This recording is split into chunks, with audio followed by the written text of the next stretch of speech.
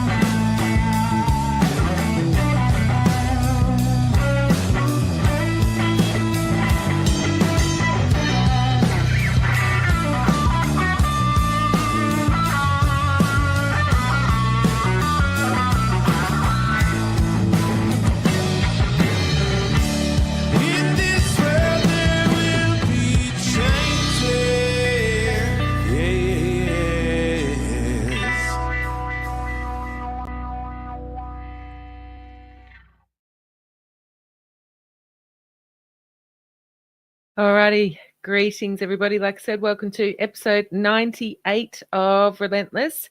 And today we're going to be talking to Mechelle from Global Alms in Southeast Asia. Human trafficking scams on the border. Myanmar, Cambodia, Laos have become havens, if you like, for criminal syndicates, human trafficking into scam compounds. And I have the great pleasure of speaking to Mechelle once again. Let me add her to the stage. Hi, Mechelle. How are you? Hey, I'm good, thank you. Thanks for having me. Oh, my pleasure. Thank you very much for joining me again. We spoke in September of 2024, and people can go along to Courage is the Cure on Rumble and watch that. It's called Scam City, Human Trafficking. And I've changed my vocabulary, not scam cities, they're scam compounds, because people are trafficked in there and kept there under horrendous conditions. We're here for an update. There's been some things happening over the recent months in 2025. But before we get there, Mechelle, do you want to just briefly introduce yourself again and perhaps talk about what you've been doing in Malaysia of recent as well? Sure. So my name's Mechelle. I'm the CEO of Global Alms Incorporated, and we're an Australian registered not-for-profit, but we're based in Thailand in Southeast Asia. So we've been working in prevention and protection for human trafficking and gender-based violence now for, I think it's like 13 years now. So we're well situated in Mesot. We have a lot of good partnerships with governments and NGOs that allow us to be able to help people as much as we can. So I think it was mid 2024, I was approached by a friend of mine, Helen, who runs the Asia Freedom Network, which is designed to, so it's a network that will collaborate with other networks to help capacity building, bring people together, and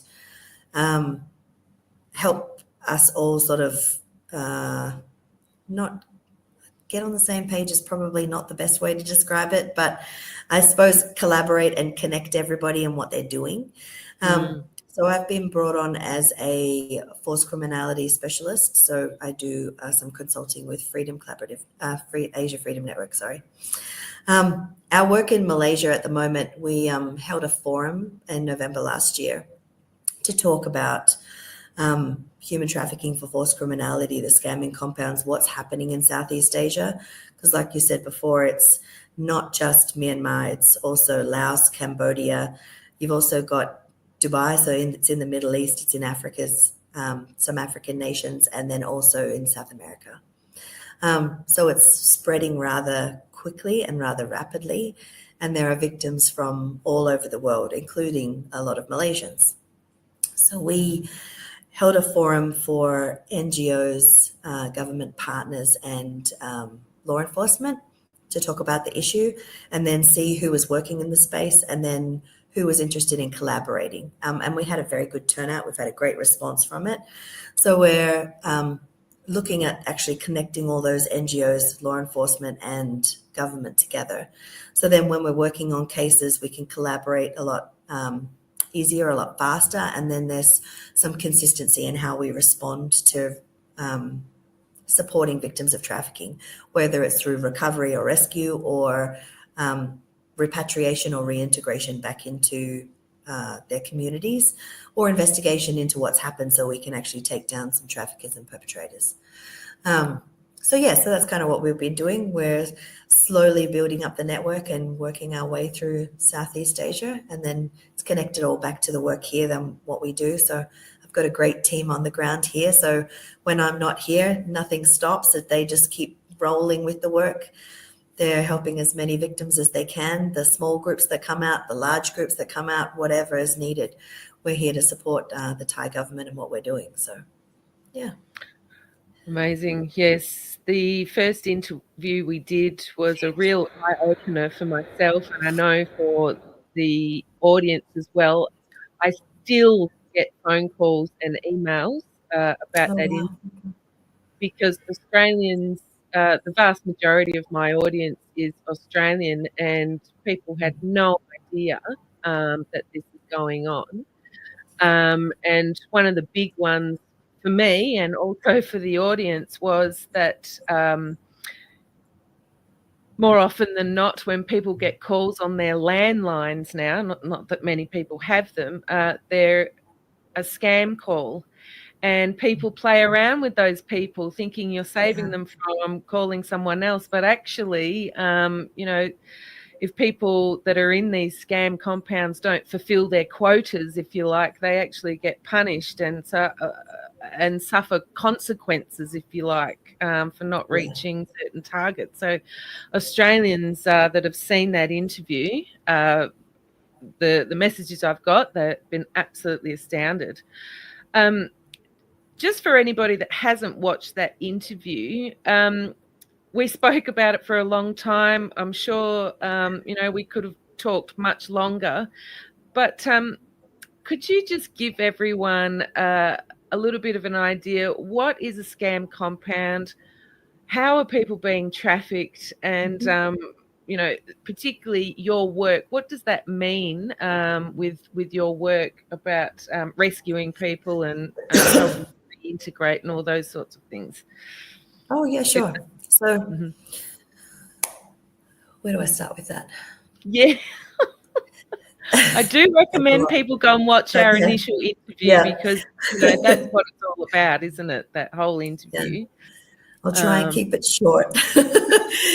So a scamming compound is like a walled city. It has very, very high walls. It has razor wire on the top. There's guard towers with armed guards in them. There's roving patrols outside. And when you enter into the compound, you can't leave. So once you're in, you're in. You can't come and go at the end of your shift, at the end of your day.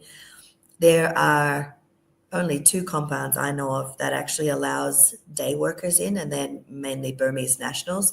Anyone that's trafficked in is in and stuck and trapped there. Your passport is taken off you. Sometimes you do have medical testing, depending on what compound you go into. They're checking for things like HIV and sometimes TB, depending on where you are. Your phone is generally taken off you. There are on occasions where they'll allow you to keep it, but then generally those phones are randomly checked and your calls are restricted or monitored heavily. So if you're caught with contraband on your phone, because almost everyone has a camera phone nowadays, you're caught with any photos, videos, if you've called anyone or texted anyone and revealed your location or spoke about anyone that's involved, then you're brutally punished. People go into these compounds thinking that they've actually applied for a legitimate job. So because we're such a transient world now, and especially because of COVID, there's not a lot of job availability out there across the globe, not just in Australia or in America. You have people applying for jobs internationally, which is a standard thing. We were doing it before COVID, but it happens a lot more now. Yeah. They will go through a recruitment agency, like an employment agency, or they might find a job ad on a social media platform or through a website. They might be told through a recruiter who is actively going out and approaching people, or they might be, I mean, I've been approached on LinkedIn 4 times in the last 2 months to apply for this job in this area, and you go to research it. It's not actually a legit job. So through LinkedIn as a business site, right? It's not just social media platforms anymore. Yeah. So you would apply for what you think is a legitimate job. You might have 2 or 3 Zoom interviews with a panel of people. So HR manager, direct line manager, regional manager, and then maybe your recruiter or agent. You send over your CV. You might have to do a literacy or like a typing competency test, which is also standard as well. And then you're offered a contract if you are successful, right? They pay for your flights, generally, accommodation, coordinate your visas for you, and then you travel to the location. Once you get there, the jobs are normally advertised for Bangkok or on occasion Mesot in Thailand. So you think you're coming to Thailand, but then you're picked up by a driver who's holding a sign with your name on it, so it all looks very official. You're transported to a hotel maybe, or they might say, oh, we've got to take you to the regional headquarters if the job was in Bangkok, and you're like, why are we leaving Bangkok? Got to take you to the regional headquarters. You're there for a few days, you meet the bosses, we'll bring you back. So you come all the way to Mesot, they put you up in a hotel, everything's fine, everyone goes to bed. And then at 3, 4 in the morning, there's knocks on your door. Come on, we've got to go, quickly pack your things, we've got to get on the next transport. So everything's in a rush. You quickly pack your bags, you get out the door, you put into a car, and then you're driven around for hours. Sometimes you might change vehicles 2 or 3 times. It totally disorientates you. You're taken down to the river and you're met by armed military. So you're forced to cross the river, and then you're escorted by armed military all the way into the compound. By this stage, most people are either too scared to say anything, they're trying to question what's happening, where are we going, but nobody's speaking to them, and then no one speaks English as well. So then when they get into the compound, they're either really upset, they're really scared, or they're really angry that no one's communicating with them. So, but that's when their reality hits. Everything's stripped off them, their passports, phones. They're told they need to sit down and shut up. Sometimes if they have to do medical testing, that's forced on them as well. And then they're taken into the compound, into what you would call the office. Sometimes you can drop your stuff at the dormitory and you're taken to the office to meet the boss. This is generally done during the day. So everyone in the office, it's only the overtime workers that are there. So people who haven't met their scamming targets, they're being tortured at that time. And everyone else has gone back because they sleep during the day, work at night if they're targeting America or Australia or Europe, right? You meet your boss and he gives you the reality check. What job did you think you were coming for? Oh, I thought I was coming for a hotel management job. No, you're here to scam. Will you scam? Everybody says no. They don't know how to scam. They don't want to scam. They know it's wrong. Everybody says no. Then they might taser someone in the corner or beat someone, or they might beat you. Will you scam? And they just go over and over and over. Then they give you a contract that's half in Chinese, half in English. Sometimes none of it is in English. That says that you're there willing to scam. This is how much you'll get paid each month. This is your working hours. If you don't meet your scamming targets, this is how you'll be tortured. And you're forced to sign it. And people sign it under duress. They don't sign it because they want to. They sign it because they don't want to be beaten like the guy next to them in the corner. They don't want to be thrown in the dark room for days on end where you're in the pitch black and you get beaten randomly with water thrown in your face and you barely get food and water. They don't want to be tasered. They don't want to be beaten with metal poles. They don't want to be gang raped. And they definitely don't want to be sent off to the military camp for punishment, which is an ethnic armed group. So in certain compounds, they'll use the ethnic armed groups that are in that location as a threat. If you don't do this, we'll send you to the military and they'll sort you out. So you do all this under duress and you're then forced to scam people. They'll teach you how to do it, maybe in a 1 or 2 hour session, and then you've got to meet your targets. So you might have to get so many new numbers, so make so many contacts, like 300 contacts a day. You might only be able to make 150 contacts a day. You might have to, we call it phishing, like get enough people interested in a relationship with you and then take them off the social media platform onto WhatsApp. You might have a target of 500, you might only be able to get 100. So then you're punished, physically punished, and then made to work overtime. So you're already working a 16-hour day, and then they'll keep you in the office until you either reach that target or it ends up in a beating. And that's just like that. That's what it's like 7 days a week. For the duration of time. It's still discombobulating for my brain, even hearing it again.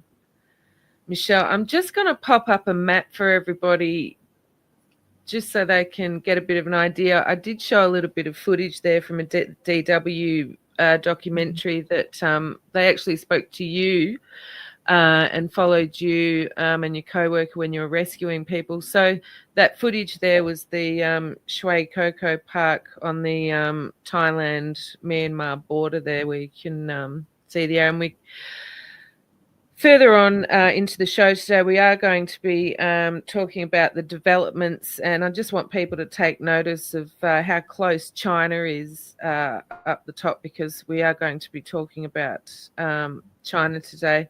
And of course, Mechelle, you are involved with rescuing people, and as I mentioned, DW came out and did the piece with yourself and your co-worker. We do talk about that in the first interview as well. I do encourage people to go and watch that to really get some detail, because you also talk about the particular scams like pig butchering. If people want to know about that, go and watch the first interview.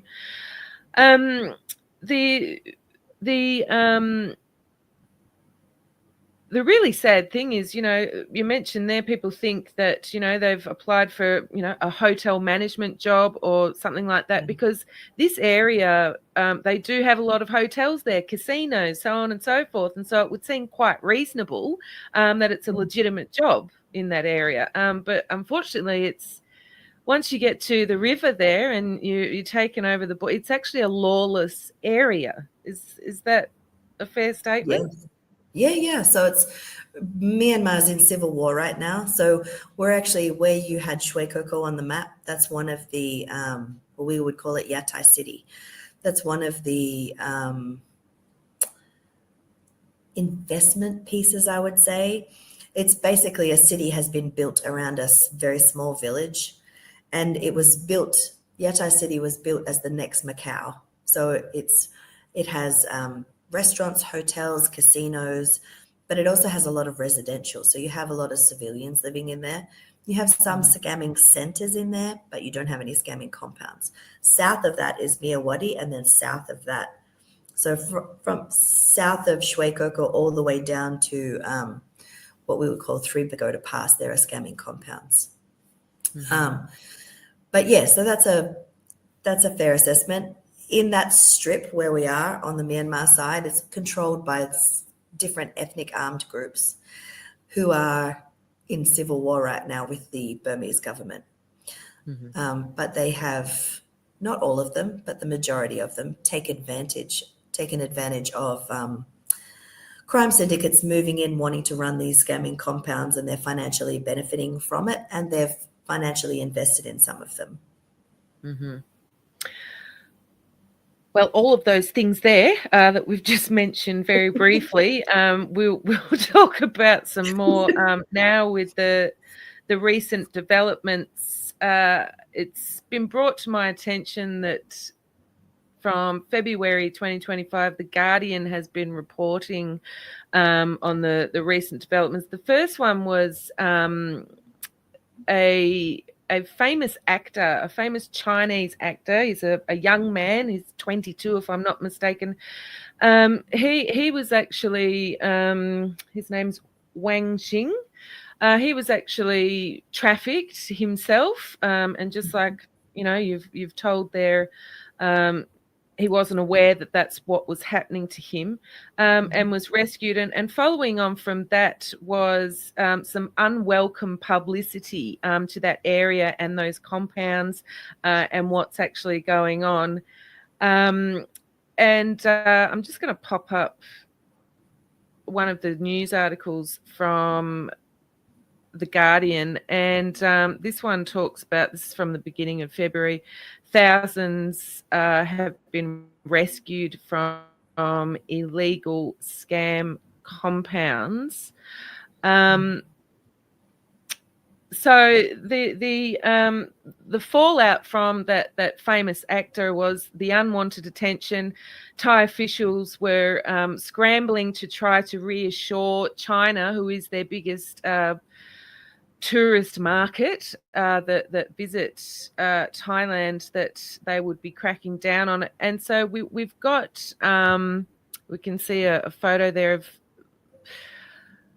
reportedly thousands of people being rescued from these scam compounds on the Myanmar-Thai border.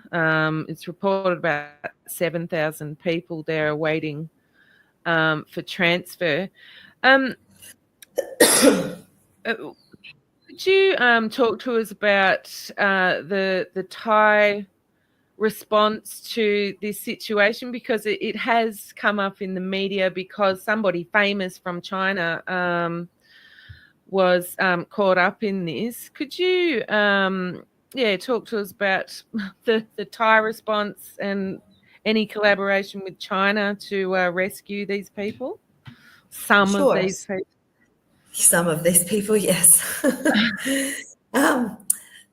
Just firstly, with that photo, that's a group of 260 that were recovered out of Taichung and Jiaoqi that were moved across the river. So that was the first group that was brought across. Mm-hmm. There are reportedly 7,000 in total that have been collected out of scamming compounds. And I say collected because although it might feel like at the time they're being rescued, there was a very systematic way that they went about it. They did not, we all submitted lists, embassy submitted lists, NGOs submitted lists on known victims that wanted to leave, that we had been in contact with, and they didn't all get out. So what the ethnic armed groups did is they went in and they made arrangements to bring out the victims who weren't performing well. And so they've done this massive cull of victims who either weren't scamming well, they weren't meeting their targets, they were causing problems, or they were fighting back. And so they brought them all out and left everybody else there. So there are thousands of victims still in these scamming compounds. So they rescued... Never got rescued. They were on lists. The ethnic arms groups got paid off to leave them there. So there's one compound paid $5,000 per person not to take the victims. So when you're sorry, Mechelle, I just have to say that again out loud. So the people that were rescued were the people that weren't doing their job properly. When I say they weren't doing their job properly, that's not a discouragement on them. Like, they're victims of trafficking. But absolutely. Not willing to scam, I should have my air quotes out. Targets. Yeah, no, I understand what you're saying, but just so we're clear, right? And it's a good thing that they've been rescued. I'm not disputing that at all. I'm very excited for them. I'm very grateful. Yes. But I'm also pretty heartbroken for the thousands that are still stuck in there, that are just trying to survive every day. They might be meeting their targets, but they're also getting brutalized for that as well. So you, as a individual, as a civilian, know how you would respond if you were in their position. We all think that we might know. But when you're under the threat of violence, direct violence, you cannot make the call and say, oh, I'd fight back against that. I'd never scam. I'd never con anyone. I tell you what, if I was trafficked into a scamming compound, I would be the best scammer that you have ever met. I would scam whoever you want me to scam because I don't want to be tortured. I don't want to be brutalized in that way. And there are, like, when you're honest and you're actually upfront about that, then you can try and put your feet in their shoes and go, okay, you did what you needed to do to survive, right? Absolutely. We're not judging them on that. But oh no, in this situation, hey? Mm-hmm. The 7,000 that's reported in that Guardian article, I mean, you have just like the newspaper, they estimate, you know, there's perhaps 100,000 people in these compounds. That's correct? Uh-huh. So out of that 7,000, a good 2/3 of that are Chinese victims who are being repatriated back to China. Mm-hmm.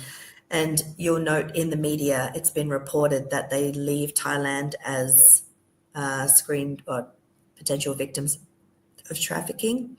And when they arrive in China, they're all in their prison suits, handcuffed, and it's one guard or two guards per person as they're escorted off the plane.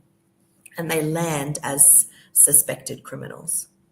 Oh, so how China deals with their victims of trafficking is if a while ago, I'm talking like 12 months ago, they gave the opportunity for anyone who wanted to get out to be released, Chinese nationals, right? But that depended on the compound being willing to release them or the company being willing to release them. So several came out. I think there was like a list of 980 victims and there were 900 Chinese on that. But there are still thousands trapped in there that were unable to leave. So China's take on it now is, well, if you stayed, then you're clearly willing to scam. So anyone coming out now is a potential suspect, discounting the fact that a lot of them were held there. They weren't actually able to leave. Mm-hmm. So that's the way that China has decided to process their potential victims. Every country does it in a different way. Some Asian nations want to have their victims screened in Thailand and to find out whether they're a potential victim or not. And others just want to repatriate their nationals straight back home and then deal with it at home. So everybody's done it a little bit differently. Mm-hmm. And I talk about it like it's already finished, but we've only just started. So the reports are that there's 7,000 waiting. They are being held in different buildings and pockets all up and down, and they're being transferred slowly. So as governments are able to coordinate repatriation efforts with Thailand, then they'll move one lot of people group over, one lot of civilians over. So it might be all Indonesians. Yesterday we processed all the Malaysians, and then now the Indians are coming out, then also another group of Chinese. So China has put together a schedule that they will have so many of their citizens come out per week, and they're chartering flights from Mesot straight back to China. Mm-hmm. The Malaysians that came out yesterday, my staff participated in the screening for them. But then the Indians that are coming out over the last couple of days, there was 540 of them. They went straight onto a charter flight from Mesot to India. So, I mean, it's all been handled differently depending on the nation, depending on their resources. But yeah, it's 7,000 is a great number. It sounds like a real, it is a win, but there are still thousands trapped in there that the Chinese bosses feel emboldened that they can do whatever they like. They've paid to keep them, so nobody's going to come and mess with them now. You just mentioned a few nationalities there, Chinese, Malay. Indian. What other nationalities are trafficked into these compounds? Oh, there's many. They're from all over. So you have so victims that we've had Moroccan, we've had Ugandan, Kenyan, South African, Ghana, Burundi, Vietnamese. We've had India, Bangladesh, Pakistan, Malaysia, Indonesia, Philippines, just all over the world. Even Kazakhstan, Uzbekistan, like, and then like in Europe. So it's not targeting one specific area. It's not targeting one specific people group. It's a global security threat, really, when it comes to targeting victims of trafficking and then also rolling out the scams. They're not differentiating between just scamming America or just scamming Australia. They're scamming all over. It sounds like they're scamming nationalities, which, you know, perhaps might be third world countries or developing nations where people obviously want to have a job, which, you know, perhaps they can send money home to better their life. That's that situation. You just mentioned with oh my gosh, I can't say it. Repatriation. So sorry. Okay. The screening. Can you talk to us a little bit about, you know, for instance, you just mentioned China to see if they're a security threat. What does that mean?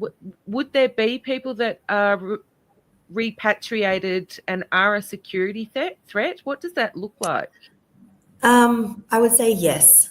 So while we give people the benefit of the doubt, and when we do screenings under the National Referral Mechanism in Thailand, if you have potential indicators, so indicators of being a potential victim of trafficking, then you'll sit what's called a victim identification interview, or an MDT, and then it's up to the panel to go over your statement, ask you any additional questions, and then they make the final decision whether you're going to be formally identified as a victim or not. With this larger group, there's a modified screening happening, so it's a little bit shorter. It's just it's not as thorough, but we've got a large volume of people, so they've had to trim things back a lot more. When you're talking about China, nobody's naive in thinking that everyone in those scamming compounds are victims, all 100% are victims. There are actual suspects in there. There are recruiters, there are traffickers, and there are what we would call career scammers. So people who actively search for scamming contracts and then will go from scamming compound to scamming compound and fulfill those contracts. And there are some people that enjoy scamming and make a lot of money off it. Because even though you're scamming for the company, if you're good at your job, you can trim 4% off the top of each transaction that you have. And you're talking millions and millions of dollars. So it can be quite lucrative if you're actually willing to do it. Your moral compass is non-existent, and you're okay with living in a restricted area, right? In saying that, the majority of people trafficked in there are genuine victims, but it is you have to have some kind of screening or some kind of process to work out which ones are the criminals and which ones aren't. Because when you get the whole group together, everybody's innocent. Everyone's a victim, right? Yeah. So there are ways to do it with interviews and screening, and to be able to work out different evidence you can collect. I'm not in China, so I don't know the ins and outs of their screening process once they get back to China, but they would have a modified process that they would go through, and certain criteria that you would have to meet to be proven to be a victim of trafficking. But the majority of their citizens that go back are incarcerated. I have another article that I'd just like to pull up. This is also from The Guardian, and this follows the one from the 19th of February about thousands rescued. This is from the 21st of February 2025. And this one, thousands rescued. Oh, why have I lost you? Tens of thousands rescued could be held in illegal scam compounds in Myanmar, Thai Police General says. Head of anti-trafficking agency says dozens of Chinese criminal gangs were running the centres. So we started off talking about this, that these scam compounds had attracted unwanted publicity because of the famous Chinese actor that was caught up in this trafficking. And this report here, identifying that Chinese criminal gangs are running the centres. Could you talk to us about the involvement of the Chinese criminal gangs and the triads and the links to organised crime? Already your description here, obviously it's highly organised. But can you talk to us a little bit about that? Because I think this is another part of this serious situation, particularly in countries like Australia, which people aren't aware of. Yeah, so I would debate the word were involved. They definitely are involved because it hasn't stopped. In every single compound and even in the centres that are in, that photo's of Shui Koko. In every single compound, there are criminal syndicates running these operations. You would have 30 to 40 different companies, each run by different entities. Criminal syndicates have investment in the compound itself and then in various companies across multiple sites. And then you have also the ethnic armed groups have financial investment in the compounds as well. When you're talking about Chinese criminal syndicates, it's not just the Chinese. So there are certain scamming compounds down south of here that they have a co-investment of Taiwanese crime syndicates and Chinese crime syndicates investing in there. The groups vary up and down the border, and it's very hard to prove. There's a lot of information and evidence, open source information about Xi being involved, especially in KK Park. However, you would need to do like a massive deep dive into finding this open source information and then be able to connect victim statements, so known trafficking victim statements, with actionable evidence to be able to prosecute anybody. And then you would have to have access to the criminal, right?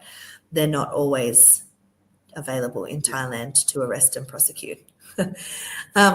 So it is a bit of a complicated process to prove and to find evidence. That's why they use the language could be or may be.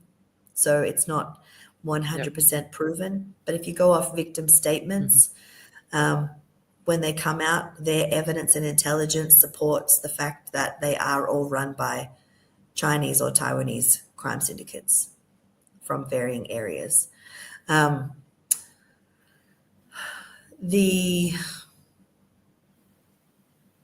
don't know how much more I can say about that without getting in trouble. That's okay. I have to be careful because there's no actual court cases against them right now. Yeah. So I will say when a scamming compound is like land is cleared and they break ground, they do have a groundbreaking ceremony, and then they also have an opening ceremony. At all of those opening ceremonies and groundbreaking ceremonies are the investors involved, and those photographs are all free and open on the internet. So there is ways to prove it, but then you've got to do the financial links as well. Yeah. I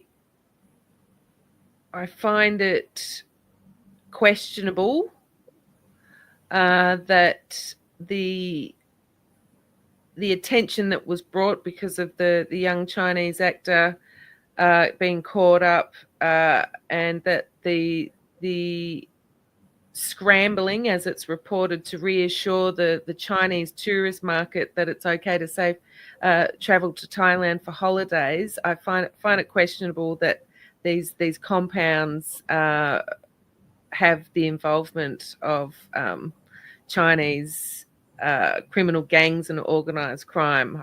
I find that questionable, to say the least. You mentioned a lot of different nationalities, and of course, when we're talking about human trafficking, we are talking about human rights abuses, and to all of the different nationalities. I am a bit of a China watcher and a Tibet watcher, and the persecution of Tibetan people over decades.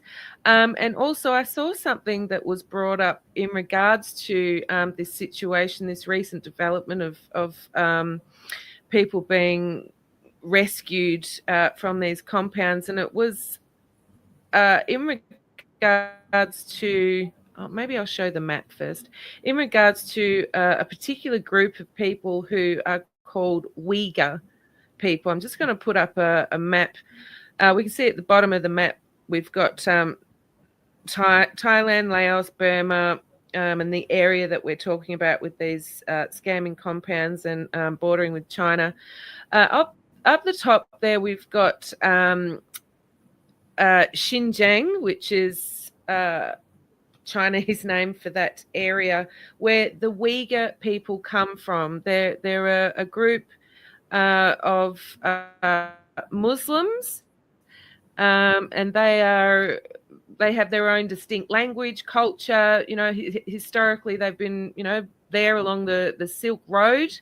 And unfortunately, they have suffered cultural restrictions and, been put in internment camps in China and suffered human rights abuses. That's just a quick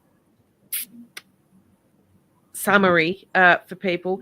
And through this recent development, it has been brought to my attention that, of course, the Uyghurs are caught up in this as well. And we do have Uyghurs in these scam compounds. And the videos that I've seen are people bringing attention to this, because it's one thing to have people rescued from these scam compounds of recent, but when we're talking about Uyghurs being repatriated to China, I have to ask myself, and people are asking themselves, are they being repatriated back to China to again continue to suffer human rights abuses? Because unfortunately, that's what they do suffer in China. So perhaps I will just put this video up to show everybody. I'm just wondering what your thoughts are, Mechelle, because it's I know it's a very delicate dozens of Uyghurs situation from Thailand to China, where activists worry they'll face human rights violations. China's foreign ministry said 40 people involved in illegal immigration were repatriated from Thailand. Last month, the men made a public appeal to halt the deportation, saying they faced imprisonment and possible death in China. Thailand's Prime Minister wouldn't confirm the details, but says countries should adhere to the rule of law and human rights.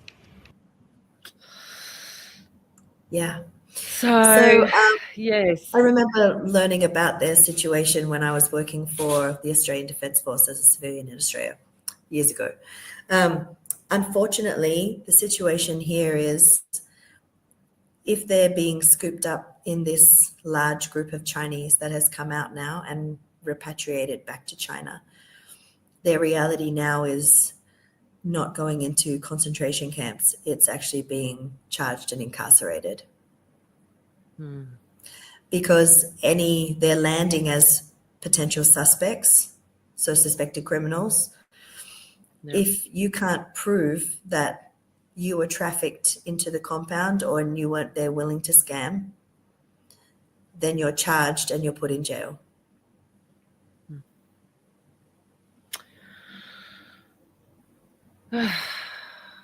That's just awful. It is. Awful. We have a similar problem with Ethiopian nationals. So Ethiopia is in civil war right now. So we have hundreds and hundreds of Ethiopians trapped in Myanmar at the moment. I would probably even go into the thousands. There's been several victims that have come out identified as a victim of trafficking, but they are terrified of going back to Ethiopia. They were either forced to participate as child soldiers, or they were forced to fight in the Tigray Defense Force, which is against the national military. So then when they go back, that military service or those records are actioned, and then they're arrested and incarcerated.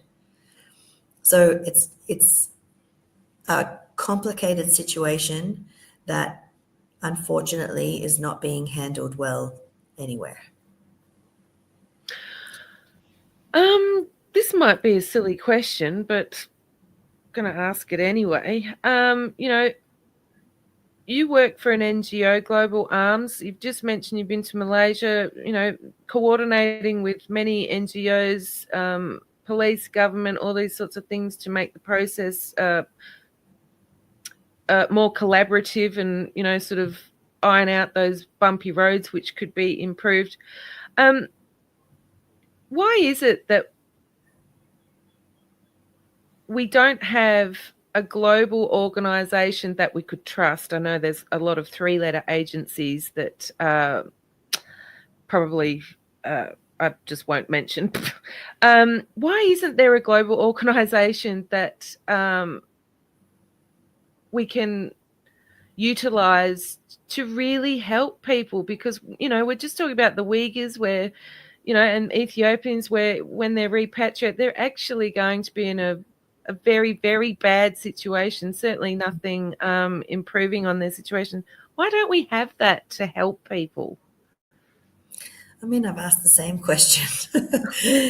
Why don't we have a global law enforcement body that can actually investigate, arrest and prosecute traffickers and criminal syndicates? I've asked the same thing on the other side as well. There is no one coordinated effort. There are task forces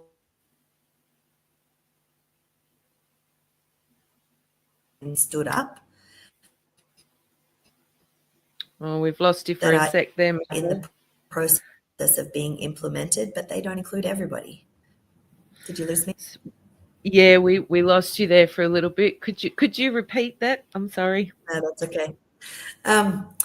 So there are task forces that have been stood up that are in the process of being implemented for various things, whether it's repatriation or how to rescue and recover victims, how to prosecute, just in general, how law enforcement in different countries are going to respond, but they don't include everyone. Mm-hmm. So there is no one body that exists or that is willing to put their hand up to say, hey, we've got this, everyone come under this umbrella, and then we'll work the problem from this angle. There are still a lot of countries operating in silos, or that there's these small partnerships, small collaborations being stood up. There are still a lot of countries too that don't actually agree that this is a problem. Because it's not affecting them. That's a nonsense, isn't it? When we spoke the first time, I'd put up on the screen a couple of signs that are at the river warning people about this situation. And I think you made comment that by the time people see those signs, it's actually too late. But we know that the Thailand's doing work and new work as well in conjunction, I suppose, to do what you do to rescue people and help people be rescued. Are you able to talk to us about the border guard force and the other groups that are on the border and their involvement, maybe the Karen militia groups that are there and their involvement. You mentioned people are groups are benefiting from this. Are you able to talk about those groups at all? Yeah, sure. So all of those groups that you just mentioned are actually in Myanmar. They're not in Thailand. So just from a prevention perspective, those signs that were at the river, they've now started a prevention campaign at the Mae Sot airport and around different checkpoints here. There's a increased military presence now for the Thai army in Mae Sot with lots more checkpoints. So they're making arrests. They're turning people back. They're trying to screen as much as they can at the moment before people actually get to the river, which is a good sign. When it comes to Myanmar, the BGF, so the Border Guard Force, the DKBA, which is the Democratic Karen Buddhist Army, and the KNU, which is the Karen National, Karen National Union, KNU.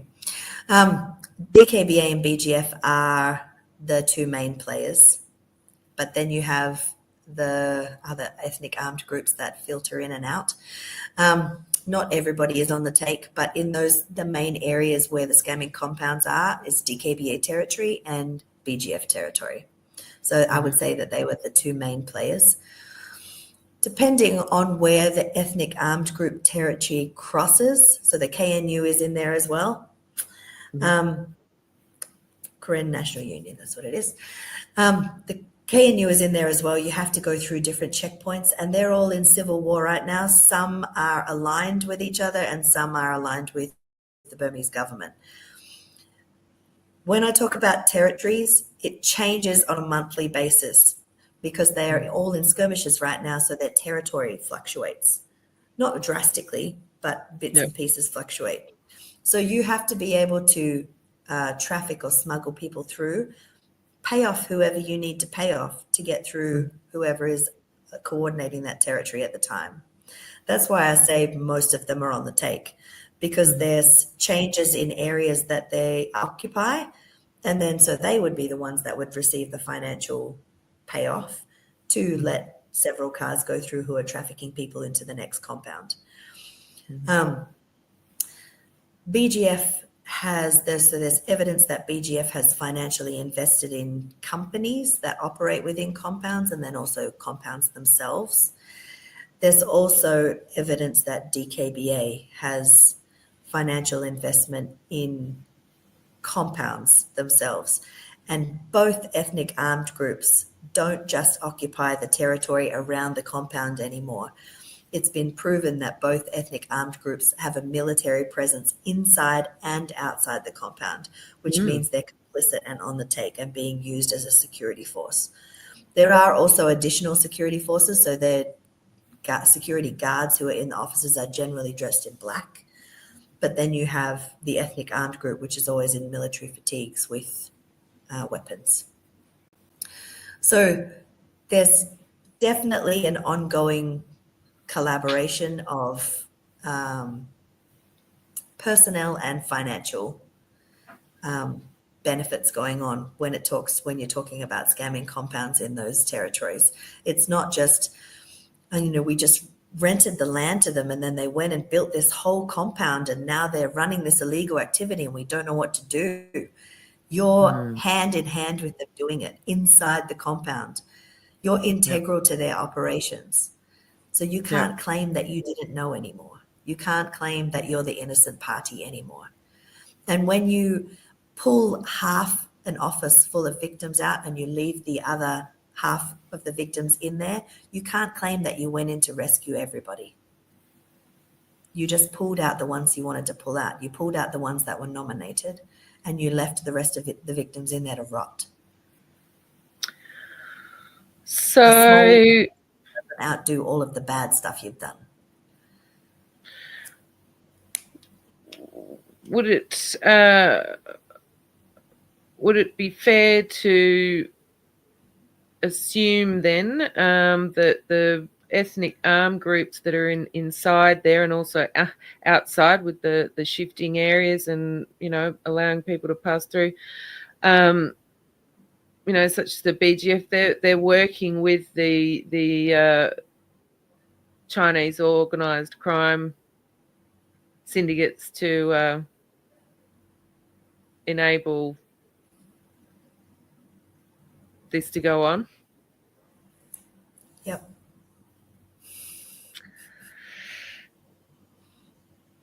It has Mechelle, to be done in partnership. We couldn't do it in individual silos. They would be easily be able to shut the compounds down and get rid of them, but they don't want to. It's as I said before, still astounding when I hear you talk about your work. And I encourage people to go and watch the first interview. And I think in the first interview as well, in the description, there is a link to the documentary that DW filmed with you. People can go and watch that as well. I know through the contact that we have, Mechelle, you're a very busy, focused lady who is working very hard with Global Alms, and I know people, certainly from the first interview, were astounded and also educated. I hope this update has brought it to people's minds again, and even though we might not have, don't know that we might not have Australians in those compounds, we do have our fellow human beings, suffering human rights abuses, and even when they are rescued, got my air quotes out there, depending on which nation they're repatriated to, it might not be a positive. So I think it's very important information for people. Where do you see the next 12 months, particularly with this, publicity over this issue again at the start of 2025, the work and collaboration you've just gone to over in Malaysia to talk about and organise with people? Where do you see the next 12 months and, anything past that with dealing with this? Unfortunately, after these 7,000 are repatriated and go back home, I have deep fears that it's going to go back to the way it was before, back to normal. There has been no movement in Myanmar within the ethnic armed groups or the Burmese government to actively shut down these compounds. And without that as an agenda item, that as a goal for the government, there is no way to stop them. Yep. There will always be ways to traffic people in, whether it's through Thailand or directly into Myanmar. There's always going to be someone in Myanmar that's willing to take a payoff.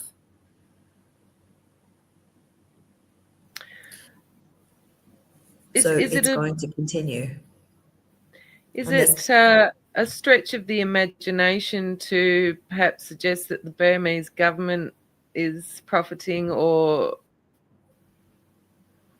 benefiting in some way from allowing this to continue? I don't think you actually have to connect too many dots to draw that conclusion. Because the excuse of it's not in our territory, it's in ethnic armed group territory, doesn't hold weight anymore.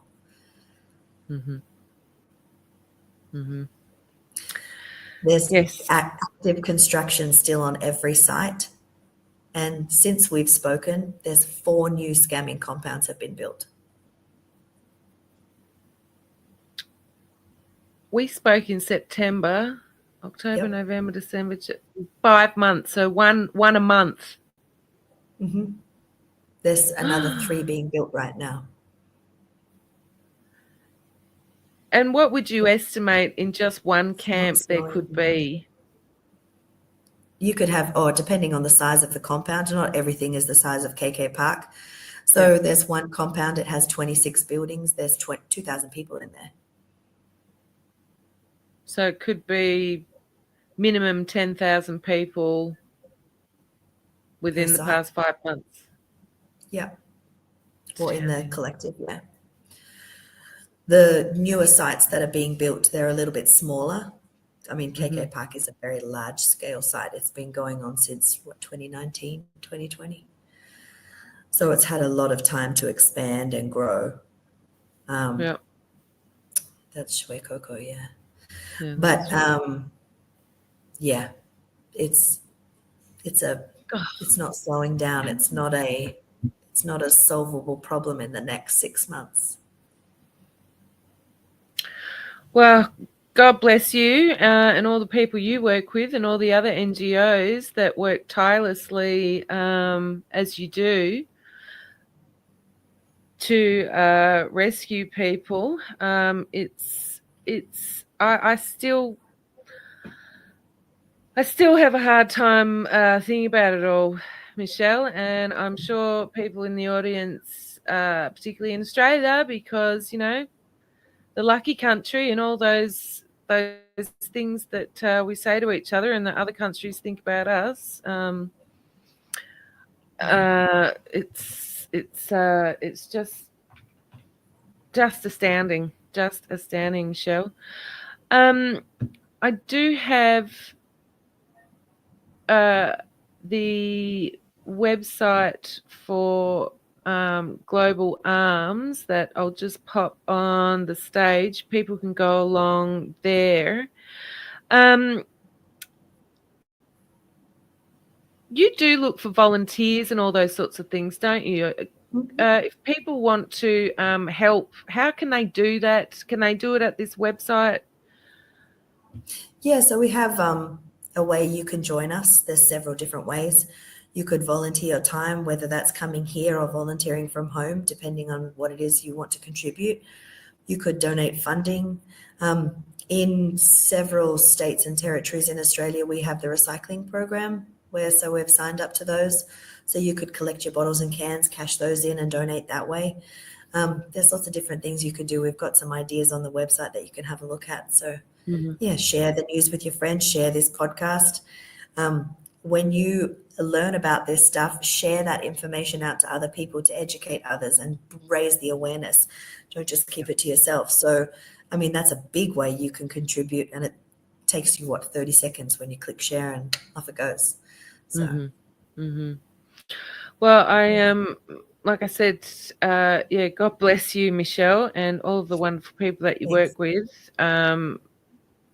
As I said, I encourage people to go along to Courage is a Cure and watch the first interview. It's called Scam City. It was in September of 2024. Mechelle, I must say thank you very much for joining me and giving us this update, because